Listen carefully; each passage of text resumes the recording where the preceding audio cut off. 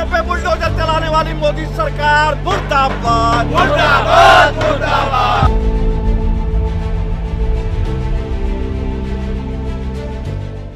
9 जुलाई 2025 बन सकता है भारत की तबाही का एक बड़ा कारण।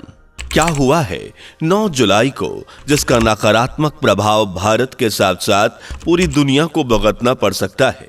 कौन सी तबाही की लहर उठ चुकी है भारत से? कैसे जन सैलाब उमड़ पड़ा 9 जुलाई को?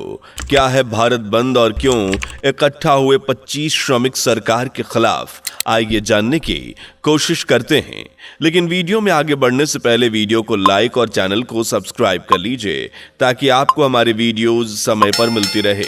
9 जुलाई 2025 ये भले ही आपके लिए एक आम तारीख हो, लेकिन भारत और भारतीय सरकार के लिए ये एक बुरे दिन की तरह साबित हुई है, क्योंकि इस दिन कुछ ऐसा हुआ है जिसकी भविष्यवाणी पहले ही कर दी गई थी और अंजाम इस रूप में सामने आएगा ये किसी ने नहीं सोचा था। जी हां, 9 जुलाई को भारत बंद की न्यूज सोशल मीडिया से लेकर न्यूज चैनल पर तेजी से वायरल हो रही थी और भारत के कई इलाके एकदम ठप यानी बंद कर दिए गए थे और 25 करोड़ लोगों की भीड़ का एक ऐसा हुजूम देखने को मिला कि पूरा भारत सहम गया। यह लेबर्स की हड़ताल थी जिसमें करीब 25 करोड़ लोगों ने हिस्सा लिया था और 10 प्रमुख ट्रेड यूनियंस ने इस हड़ताल को फुल सपोर्ट किया था। इसी हड़ताल के कारण भारत बंद रहा, जिसकी कल्पना शायद किसी ने नहीं की थी, लेकिन भविष्यवाणियों के इस दौर में आखिरकार ये भविष्यवाणी जिसकी उम्मीद तक नहीं थी वो सच साबित हुई और 25 करोड़ श्रमिकों ने भारत बंद स्ट्राइक को अंजाम तक पहुंचाया। इस दौरान श्रमिकों का आक्रोश, गुस्सा और भारतीय सरकार से नाराजगी देखने को मिली, जो भारत के भविष्य के लिए बड़ा खतरा बनकर उभर सकती है। गृह युद्ध की कगार तक पहुंचने की संभावना भी है, पर ऐसा होगा या नहीं ये तो वक्त बताएगा। लेकिन ये भारत बंद स्ट्राइक हुई क्यों और इसके पीछे का कारण क्या है, चलिए सबसे पहले आपको यही समझाते हैं। इस हड़ताल का नाम था भारत बंद, जिसमें संयुक्त किसान मोर्चा और अलग अलग कृषि श्रमिक संघों ने अपना समर्थन दिया था और इनकी ताकत बनकर उभरे ट्रेड यूनियंस।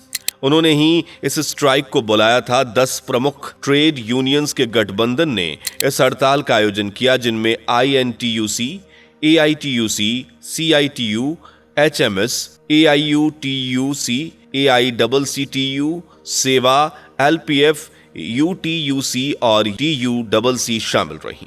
इस स्ट्राइक को सपोर्ट किया था संयुक्त किसान मोर्चा, जो एक फॉर्मर यूनियन है, और ऑल इंडिया किसान सभा, स्कीम वर्कर्स फेडरेशन जैसे तमाम संघों ने इस स्ट्राइक को बढ़ावा दिया, या कहें तो प्रदर्शनकारियों की ताकत बनकर खड़े रहे। और ये स्ट्राइक सरकार के कुछ फैसलों के खिलाफ की गई थी, जिनमें एक न्यू लेबर कोड्स भी है, जहां नरेंद्र मोदी ने साल 2020 में मौजूद लेबर लॉ को 4 लेबर कोड्स में मर्ज कर दिया। लेकिन अब लेबर इस फैसले के खिलाफ हैं, क्योंकि उनका कहना है कि सरकार के इस फैसले के बाद यूनियन बनाना काफी मुश्किल हो गया है।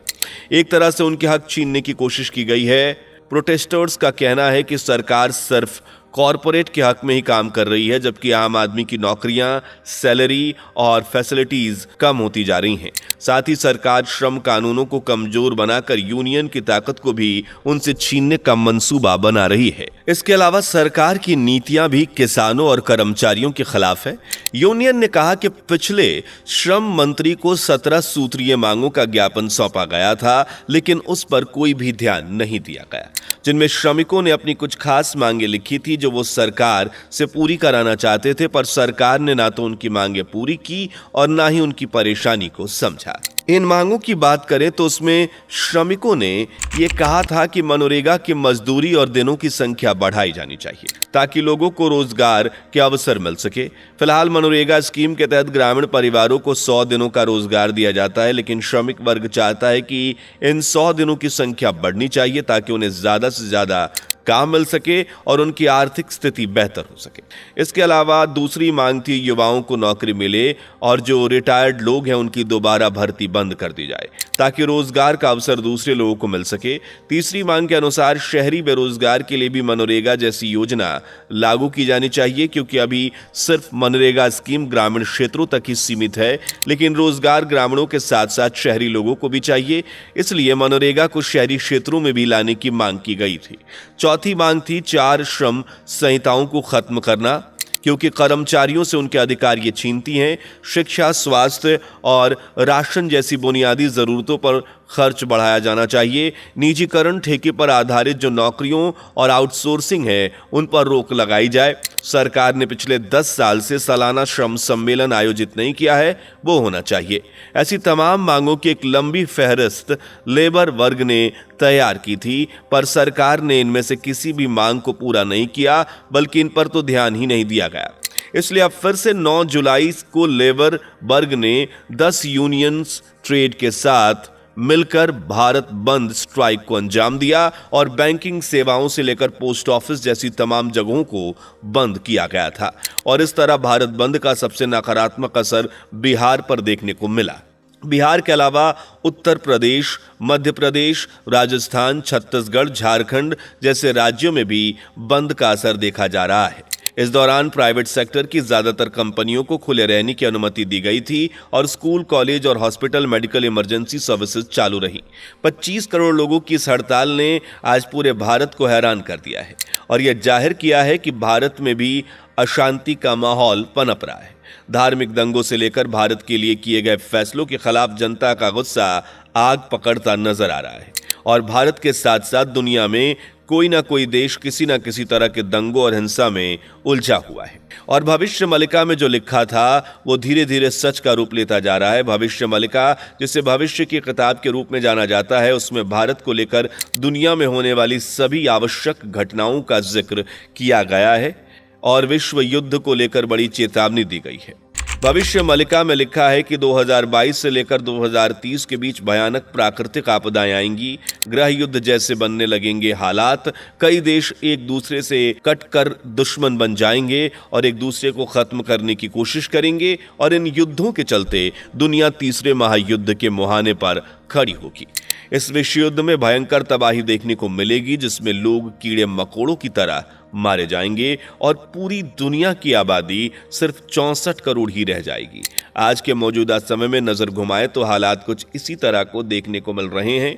आज दुनिया का शायद ही कोई ऐसा देश होगा जो पूरी तरह से खुशहाल है। कई धार्मिक दंगे हो रहे हैं तो कहीं सरकार की नीतियों के खिलाफ हड़ताल हो रही है। कहीं रुके हुए विकास को लेकर सरकार को दोषी ठहराया जा रहा है तो कुछ देश दुश्मनी की आग में युद्धों के बम धमाके से गूंज रहे हैं।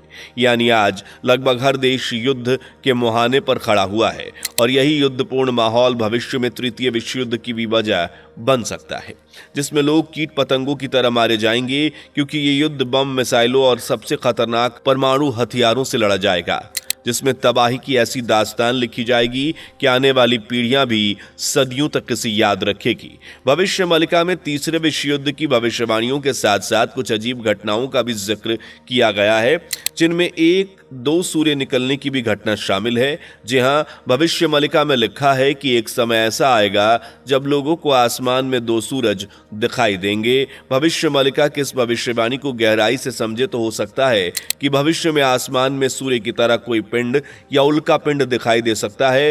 वो बंगाल की खाड़ी में गिरेगा और उड़ीसा राज्य पूरी तरह से जलमग्न हो जाएगा। और आपकी जानकारी के लिए बता दें कि कुछ सालों पहले कोलंबिया में 2 सूर्य निकलने का दावा किया जा चुका है। यानी भविष्य मलिका में लिखे गए शब्द कहीं ना कहीं सच का रूप लेते जा रहे हैं। ये तो अभी शुरुआत है, क्योंकि आने वाला समय इससे भी बुरा होने वाला है। भविष्य मलिका में लिखा है, समय के साथ साथ लोग धीरे धीरे खेती करना बंद कर देंगे, जिस कारण से धरती पर अनाज, फल और सब्जियों का अकाल देखने को मिलेगा। और आज के समय देखें तो किसान कम इनकम ज्यादा मेहनत को देखते हुए खेती से मुंह मोड़ते जा रहे हैं और आज का युवा तो बिल्कुल ही खेती करना पसंद नहीं करता। और इसकी एक वजह है प्राकृतिक आपदाएं, और कहीं सूखा पड़ा है तो कहीं फसलें उगना मुश्किल हो गई हैं। तो वहीं मूसलाधार बारिश इतनी हो रही है कि फसलें खराब हो रही हैं। प्राकृतिक आपदा भी खेतों को ना पनपने का कारण बन गई हैं और हो सकता है कि पैदावार कम होने की वजह से भविष्य में अन्न की कमी देखने को मिले। भविष्य मलिका ने 7 दिनों तक धरती से सूर्य की रोशनी गायब होने की बात कही है और यह घटना साल 2030 के पहले कभी भी घट सकती है। और इन सब बातों पर यकीन इसलिए किया जा रहा है क्योंकि 2019 में दस्तक देने वाले कोरोना की भविष्यवाणी भी भविष्य मलिका ने ही की थी, जो 100% सही साबित हुई। तो आपको क्या लगता है, क्या विश्व युद्ध 2030 तक हो सकता है? अपनी राय कमेंट बॉक्स में जरूर बताइएगा। अगर वीडियो पसंद आई हो तो इसे लाइक और शेयर करना बिल्कुल भी मत भूलिएगा। चैनल को सब्सक्राइब करके बेल आइकन को प्रेस कर लीजिए। धन्यवाद। दोस्तों, आपकी स्क्रीन पर 2 और वीडियोस दिख रही हैं, जिसे देखने के लिए स्क्रीन पर क्लिक करें। दोनों देखिएगा, बहुत अच्छी वीडियो बनी है।